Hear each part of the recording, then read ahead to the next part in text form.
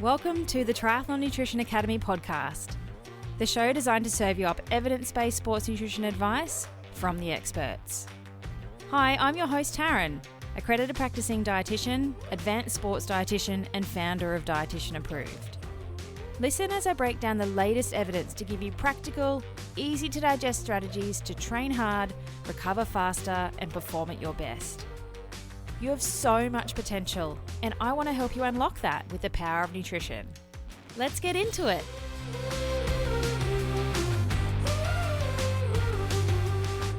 Welcome back to another episode of the Triathlon Nutrition Academy podcast. And today you are stuck with just me again, but I'm loving the responses that I'm getting from the survey I put up a couple of weeks ago on Spotify about whether you prefer solo episodes or guest spot or guest interview episodes. And it turns out that you love a mix of both. So that's really good to know. And I will keep doing that for you so that you actually can listen to what you want to listen to. Despite today's topic, we are going to talk about nutrition, but I wanted to give you some top tips to shave minutes off your triathlon transition times. Having a smooth and efficient transition is really critical in a triathlon. It's going to save you so much time and also just help maintain that momentum so it's less stop-start. I'm a really firm believer in fast transitions. I just think you need to get in and get out. You can waste so much time in the transition area, having a picnic, sitting down and putting toe socks on. There are so many things that you can do.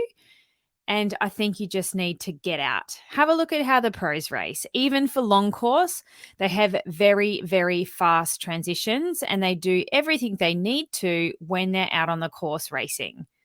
Now, this came up in our power hour session a few weeks back, whether you should wear socks in a race or not. Now, power hour is where I jump on Zoom with all of the Academy athletes and they have the opportunity to pick my brain, ask me questions, and generally just make sure that they're not stuck on anything nutrition-wise. They're not stuck on calculating their perfect recovery targets. They are not stuck with understanding how much carbohydrate they need to start practicing their carbohydrate loading plans. Or maybe they need a bit of direction around the best sports nutrition products to try. Whatever it is that we're talking about, that happens in Power Hour. And we have this beautiful community of athletes all over the world. And it's what I love most about the Academy program. And they all just become friends. Everyone is super invested in everyone's race results, what people have got coming up, and just their lives. And I love that about Power Hour. And I love that about our community. So I asked them, I don't even know how we got onto it, but I asked them how many people put socks on in a triathlon versus don't. And oh my goodness, it was hilarious. So I put a vote out in our Triathlon Nutrition Academy, our exclusive community group. And here's the results. So 45% of them put socks on in a race and only 5% don't, full stop. Then we had the remainder with random variations of yes, but. So there was people that would put socks on, but only in certain situations or circumstances. So not on the bike, but yes for the run. And things like yes for the run, but only if it's Olympic distance or longer. It was absolutely hilarious. So I would love to know, are you a sock wearer in a race or not? I'm going to put a poll up on Spotify. It'll sit just below the episode description. Cast your vote to sock or not to sock in a race. Because I think there is a lot of time to save here, but I get it. Like you don't want bleeding, blistering feet. I've been there. There are a few tips that we'll talk about today, though, that can help you overcome that if that's problematic for you. Now, this is definitely a nutrition podcast, and I've got some nutrition transition tips for you, but I've also got some good general transition tips before we dive into those, which could be really useful if you're new to the sport or transitions is something that you're still working on. So some general tips to help make your transition faster. Number one is organize your gear. So it goes without saying that if you're going to race, you should do a little bit of thinking and planning ahead around what that's going to look like. And transition is a big part of that. So lay out your equipment and everything that you need in transition in a logical order so that it's easily accessible. You want to arrange your items in a sequence that matches the order that you're going to need them in your race. So you're obviously going to bike and then run if you're doing a traditional triathlon. If you're doing a duathlon or an aqua bike, it's going to be different. But for swim, bike, run, you know the order and the sequence. And so you know the order that you're going to need things. You don't want your running shoes sitting inside your helmet. And I'd actually suggest putting your helmet on your bike if you can. Put it sort of top down with the straps out over the side so that all you have to do is chuck it on your lid, chuck it on your head. It's definitely something to practice because it can fall off your bike depending on where you put it if it's not sitting there properly or it's windy or someone knocks your bike. So you want to kind of wedge it in a way that it's not going to fall off very easily. Now, do you want your sunnies inside your helmet? And you want to put those on first before your helmet goes on so that when you take your helmet off, your sunglasses, the side of them is tucked underneath your helmet straps. They're not over your helmet straps. So that when you go to take your helmet off at the end of the bike, your sunnies don't come with it. Or do you want your sunglasses stuck in the top of your helmet? So outside your helmet, stuck in the top. That's a really good place to put them if you have the ability to get them out of there and onto your face while you're moving. So don't do that method if you need two hands on your bike at all times. It's kind of a two-hand job. You can do it with one, but again, something to practice. To get your sunglasses onto your face with one hand is definitely a skill. But, good cyclists, the elites, the pros, they can take both hands off their handlebars for a quick second to chuck their sunglasses on their face. Now, think about also where you need or want to put your race number and when you want to put it on. For some races, there's strict guidelines around when it needs to be visible on your body, on your person. A lot of races will typically only need that on your body for the run. You've got your number on your cap or on your arms in the swim. On the bike, you've got bike stickers. So typically you only need a race number on you for the run, but check the race rules, make sure you're across that because you might need to put your race number on underneath your wetsuit before you start the race altogether. And that might just be your strategy because you don't want to think about it at any other point through the race. Or can you have your number clipped onto a race belt that you've got sitting on top of your shoes or ready with your run stuff that you clip on as you're running out of transition? Think about that before your race because that is really going to save you time and effort and just distractions in transitions, which are going to speed them up. Now, before the race, you want to make sure that your bike and your shoes are properly adjusted. Your bike shoes are undone. They're not fully clipped up. You've got them perfectly positioned so that you can slip your feet in and then do a couple of ratchets up to get them tight. That's going to save you a lot of time as well. And thinking about things like sunscreen. Have you already put it on before the race? Make sure it's waterproof. Make sure it's long lasting. If you're somebody that has really sensitive skin, do you need a race suit that has better coverage if you're going to burn easily? Now, long course events, you might need to reapply your sunscreen. You can do that while you're running, though. You don't have to sit down in transition and lather up. Sunscreen is available at all aid stations on the bike and the run. So whether you can slap some sunscreen on while you're moving on the bike, up to you, something to practice. But particularly running, you could easily grab some while you're running and rub it on your arms, rub it on your legs while you're moving, without having to stop and waste so much time in transition to do that. All right, my second tip, it's a general one still, is to use a transition towel or some form of mat. Longer races, you can have something like a transition box or a bucket, but that's not always available for all races. And my hot tip here is to use something that's really brightly colored and unique. You really want it to stand out from everyone else's race towels.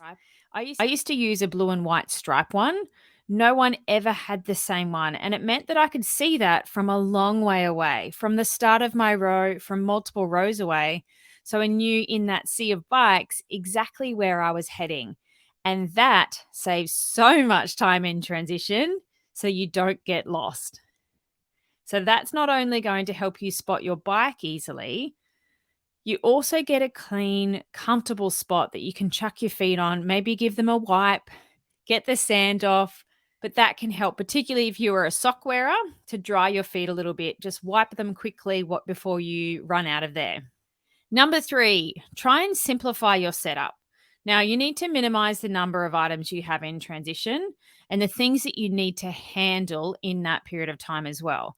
You only want to keep the essentials. Remove anything that's unnecessary or gear and things that slow you down or might slow you down.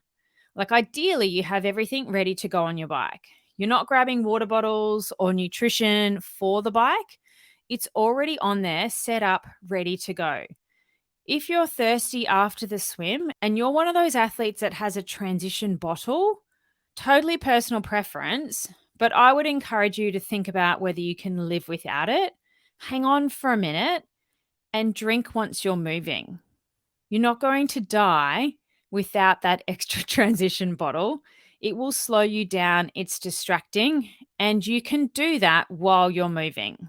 Now, an Ironman race, a full distance event, might be slightly different, but anything 70.3 or less, get the hell out of there. Hydrate and fuel once you're on the bike. No picnics in T1, please. You're about to start the rolling buffet. Plenty of access to food and fluid.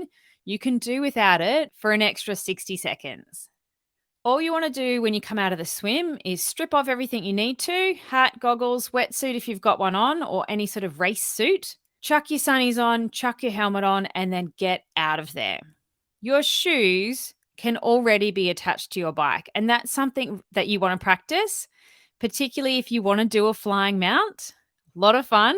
A lot can go wrong in that space though. Now, my top tip here, this is something that I used to do when I race, is I would put rubber bands, attach them to the back loop at the back of my shoe, and I would attach them somewhere to my bike pedals so that my shoes lay flat. They were ready for my feet to go on top of them. That saves a lot of time. I've seen so many shoes clip off with people trying to get on them when they're not flat enough. They're dangling down because they're heavy.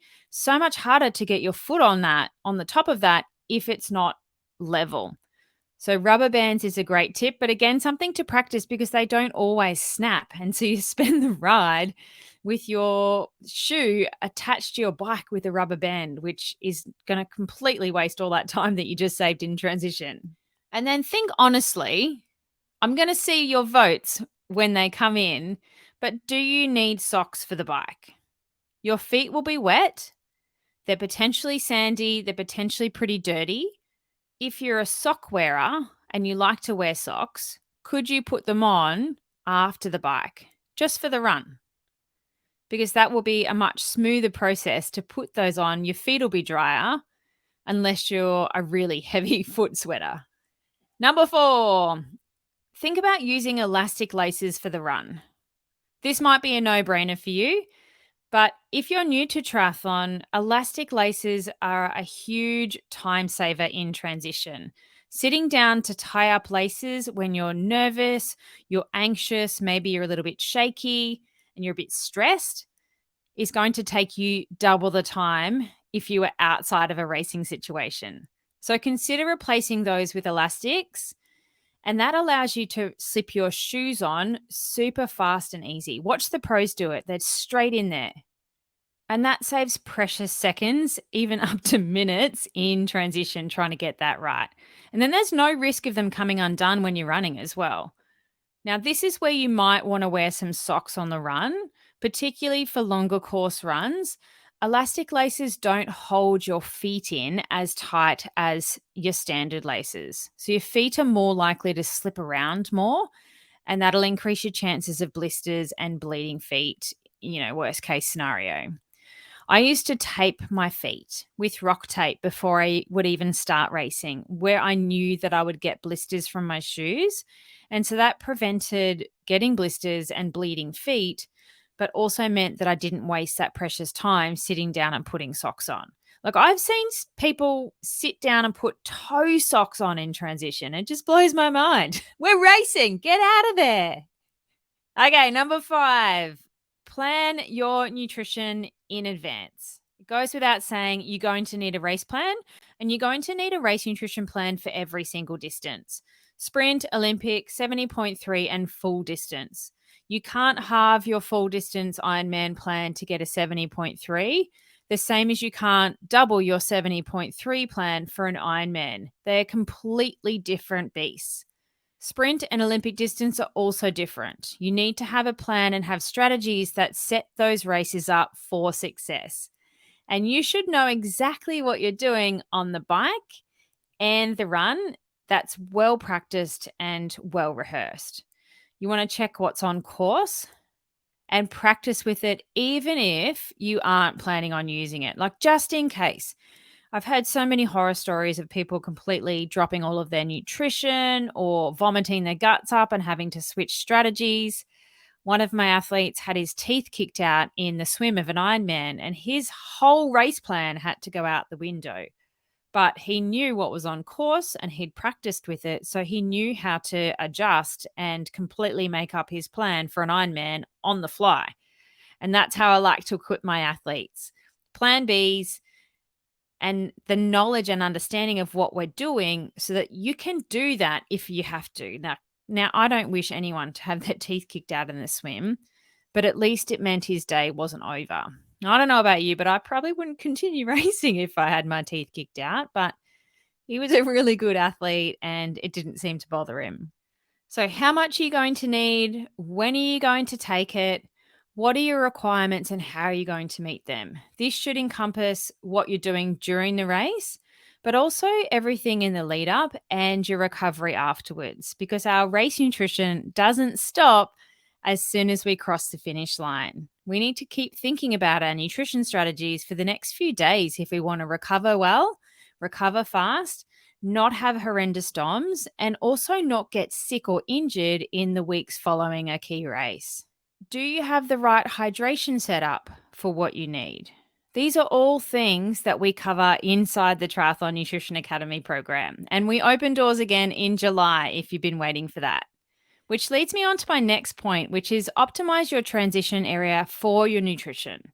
So you want to set it up in a way that allows easy access to all of your supplies, where and when you need them. And that's part of your planning and practice, is to figure that out in training. Where are you going to put everything on the bike? And you want to make sure that's done pre-race, like I said, so it's all ready to go. You're not kind of fiddling with bottles. You're not grabbing nutrition and stuffing it down your bra. You've already packed it on your bike, whether it's in your bento, it's taped to your top tube. Your bottles have the right amount of liquid in them and the right type, and positioned where strategically you need them and you want to use them. Because we want to fill them to the right level. Every mil is a gram on the bike. So if you've got 4 massive bottles that are full, that's 3 kilos of weight that we could save and speed up our time by not dragging that around the course. So we don't always want full bottles, and we need to understand what our needs are so that our nutrition and our transition area and our bike and everything is set up to match that. And I cover all of that sort of stuff inside the Triathlon Nutrition Academy program. For the run, you want to make sure that everything that you want to grab is in a convenient location. You haven't got gels stuffed into the ends of your shoes that you're struggling to get out with shaking hands that aren't working properly after the bike. That way, if they're ready to go where you need them, they're easy, they're not going to get kicked off by somebody running past. You can quickly grab them in transition and get out of there. Do you want to have a think about whether you have everything packed in like a race belt, so that all you have to do is grab this race belt that maybe has your number attached to it already, and you're clipping that onto yourself as you're heading out of transition. It's not something you have to stop and pack and do at that time. And you're not wasting time trying to search for it either. It's right there laid out, ready to go, unclipped already, so that all you have to do is clip it on. You're not going to stop for a gel in T2 and have a picnic. You're going to get the hell out of there and do all of that fueling and hydration while you're moving. Now, an Ironman, again, might be slightly different. You can have a slightly slower transition in an Ironman distance event because you're out there all day. But we're not sitting down having a picnic. We're not sitting down putting toe socks on. Just put regular socks on and tape your feet. It's going to save you so much time. All right. And my final point is practice. Obviously, you're going to need to practice all of this stuff in training to make sure that there are no surprises on race day. You want to practice your transitions repeatedly. So set up something that is a mock transition area and simulate going from swimming to cycling to running. That will help you to identify any potential issues and just to develop a really quick and efficient routine. Like anything, the more we practice, the better we get at it. The things that you'll learn and realize will kind of highlight themselves if you're practicing. Now, the day or two before a race, I love to do a little 45-minute mini try. 15-minute swim, do a T1, have it all laid out and practice. Do a 15-minute bike, then do a T2 laid out so that you can practice exactly, and then do a 15-minute run to finish. It was a great chance to practice my transitions, make sure that everything's set up and working as well. So chat to your coach about something that you could implement if you like that idea as well. And of course, practice your race nutrition strategy. The golden rule of racing is never try anything new on race day. So incorporate your nutrition strategy into your training sessions and just make sure that it works for you. You want to experiment with different types of products and find what sits best with you and tastes the best because you're more likely to consume it and keep pace with your fueling if it's something that you like. Make sure you can digest it and make sure you can absorb it while you're exercising as well. That's really important. And then you want to practice that at race pace too, ideally. So in your peak heading into a key event, you should have some sessions that are quite race specific. The intensity, the duration may not quite be there, but at least they are similar to racing conditions and you can make sure that you can eat and drink while you're on the move. So hopefully I've saved you at least a couple of minutes in your transitions today. Got some general tips there and some nutrition ones for you as well. And if you're ready to get faster and save even more time in your races, the next things that you want to tackle are your fueling and hydration during the event, plus what you do in training, because the biggest gains are made in what you do day in, day out. It's those consistent habits that compound over time and give us those big training adaptations that are what are going to help us perform better on race day. It's not the little 1%ers or things that we might do once when we race. It's honestly what we do every single day. So come and join us inside the Triathlon Nutrition Academy program and I'll teach you exactly what you need to do, all the things.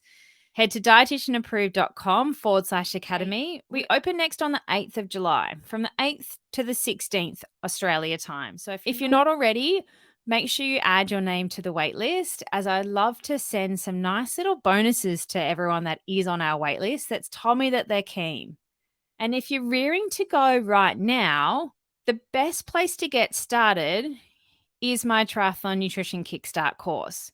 You could get that done between now and when the Academy opens in July, setting you up for success with some epic foundations when it comes to triathlon nutrition.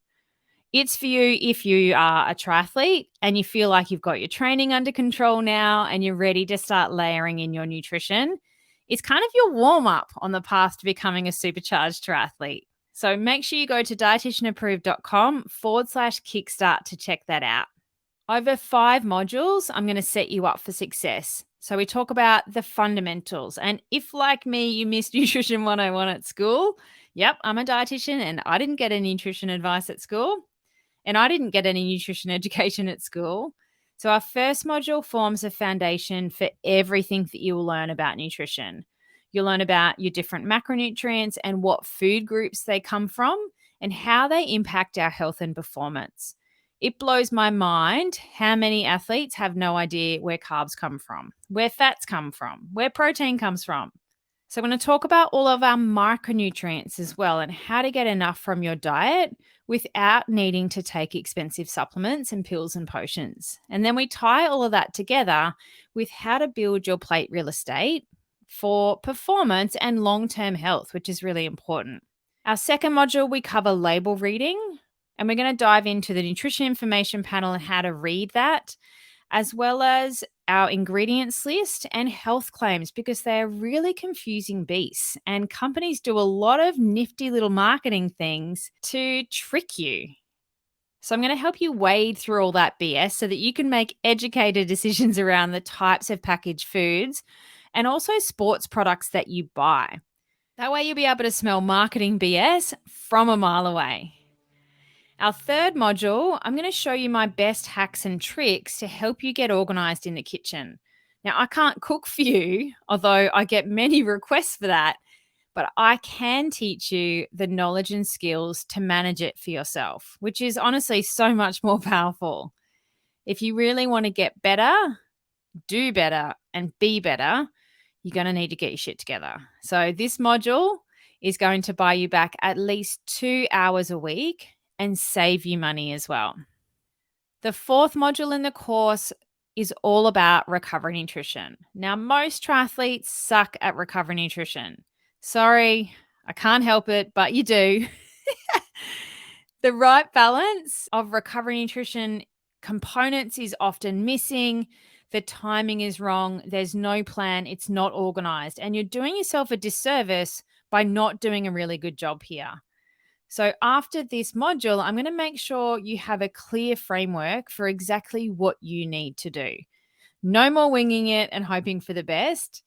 And you'll be confident that you're hitting your right recovery targets, because we only adapt or get fitter and faster from the sessions that we recover from. Our fifth module is all about fueling training 101. I'm going to help you understand the basics of fueling endurance training.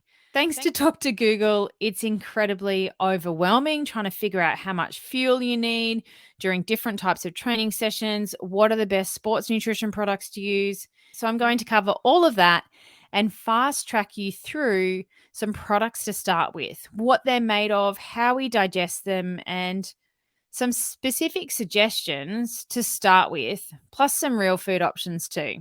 So it is the best course to kickstart your triathlon nutrition journey if you're looking to feel more energized and want some confidence that you're putting the right fuel in your high performance engine. Now, I've just finished refilming it.